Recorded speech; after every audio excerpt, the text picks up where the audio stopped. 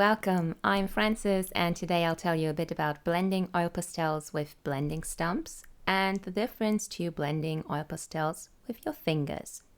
First off, what are blending stumps and where do I get them? So these guys are called blending stumps or paper stumps, Estompe or Tortillon, and they consist of very densely rolled paper. You can find them in art supply stores and sometimes in dollar stores. Usually they are used in painting with graphite to create shadows fast and easy. They come in many different sizes and they are also great for blending oil pastels, even though you have to keep a few things in mind when working with them. How do I use paper stumps with oil pastels? You want to apply pressure and push the pigment around until you have the desired effect and blending style you want in your painting. I'll give you a few tips in a second on how to get the results you want. You should clean your paper stump regularly. You can either take some scrap pieces of paper and rub off the pigment, or take a sharp object and cut away the outer surface to reveal some new fresh paper underneath. Additionally, you can use one side of the blending stump for darker pigment and one side for lighter pigment. That helps a bit with keeping your colors separated. So what's the difference between blending with paper stumps and blending with your fingers? The biggest difference, I'd say, is the area you can blend with, as well as the texture that blending tool leaves behind. What does that mean? When blending with a finger, you blend at least a centimeter or half an inch at a time. Details are very hard to blend, if not outright impossible. Blending stumps have a small area of contact with your painting and therefore are better suited for blending small areas at a time. About the difference in texture, blending with your fingers creates the smoothest blend possible, I think, and the only texture it might leave behind is your fingerprint or scratches if you have very colored fingers. Blending stumps can blend smooth as well, but mostly if you use a firmer oil pastel stick. Now I will give you some tips while working on a commission I did last month, a portrait of a horse. With pets and depicting fur, I created this one almost completely with blending stumps because I don't want the smooth finger blended surface. That's not how I depict hair in the best way. The first technique I'm using for blending small areas is simply a dotting motion. Every time you press down, you mix some pigment, and by dotting the blending stump on the paper continuously, you mix the paint only in this small area where you apply pressure on. The shadow I'm working at that moment shouldn't blend out too far, and the horse's hair is very short here. That's why I want to keep it local, contained in this small area with these movements. To smooth down the area after dotting it, like a crumb cake, I use a light touch of my finger. When I blend medium-sized patches, I usually go for a crosshatch.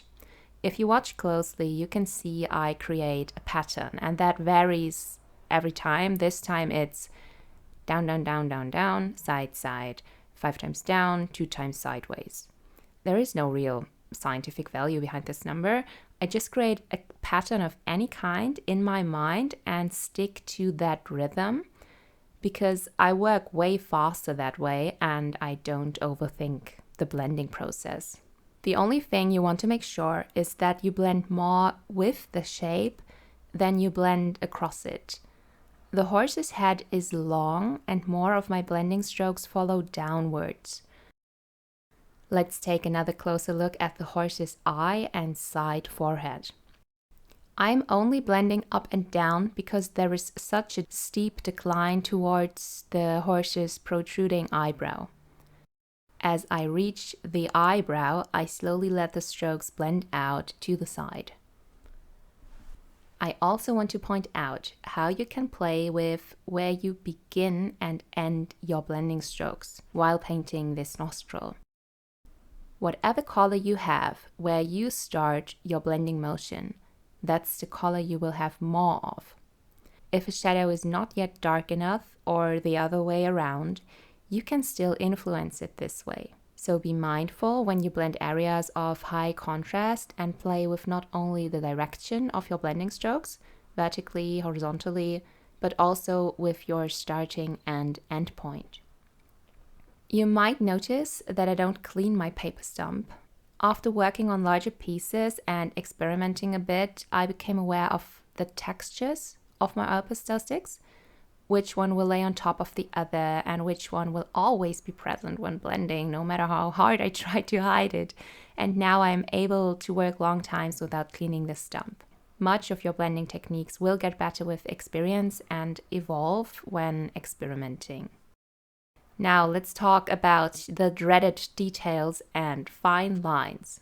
We all know oil pastel sticks can be a pain to work with when creating fine lines. What I do is I use the tip of the paper stump to either take pigment from a very dark area of my painting, or I go directly to the paint stick and pick up some pigment from there. I go back and forth here from the dark hair of the horse's mane to the areas where I want fine lines and maybe a small shadow. The pigment residue is enough to darken those areas, and I angle the stump for fine lines, which will leave enough pigment behind to create these tiny hairs. This was especially handy for the animal fur. You need so many fine lines of different value to recreate the shine of hair. And that technique, of course, also works with highlights or any other color. The last thing I want to show you is the stark contrast of blending with your fingers. I can blend large areas at once and create an almost unicolor, flat background in a matter of minutes.